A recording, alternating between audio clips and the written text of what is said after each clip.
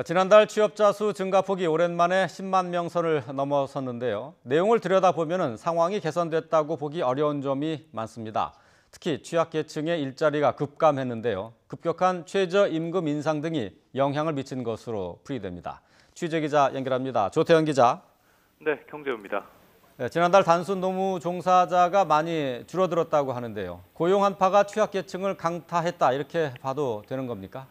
네, 통계청의 경제활동 인구조사 결과를 보면 지난달 단순 노무 종사자로 취업한 사람은 358만 9천 명으로 집계됐습니다. 지난해 10월보다 10만 1,000명이나 줄어든 건데요. 관련 통계를 작성한 2013년 1월 이후 가장 많이 감소한 겁니다. 단순 노무자는 단순하고 일상적이거나 육체적으로 힘을 쓰는 업무를 말하는데요. 한국 표준직업 분류에서 규정한 4가지 수준 가운데 가장 진입장벽이 낮습니다. 노동시장 취약계층의 일자리가 급감했다고 볼 수 있는 부분입니다.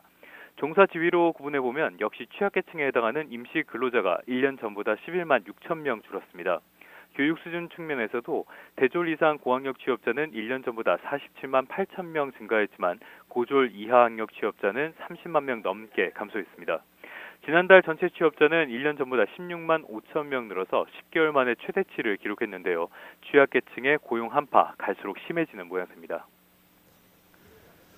통계상으로는 지난달 취업 상황이 개선된 것으로 나왔지만 아직 갈 길이 멀다는 분석이 많습니다.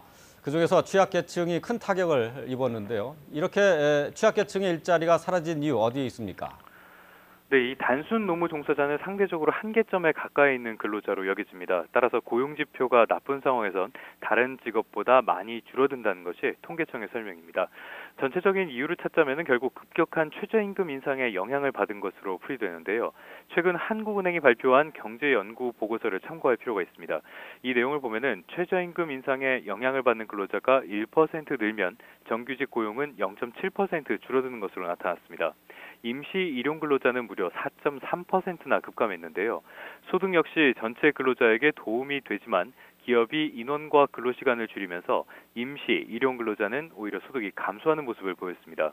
이 연구는 2011년에서 2016년 자료를 기반으로 이루어졌는데요. 따라서 최저임금이 16.3%나 오른 올해에는 고용에 더 큰 영향을 미쳤을 수 있다는 분석이 나오고 있습니다. 지금까지 경제부에서 YTN 조태현입니다.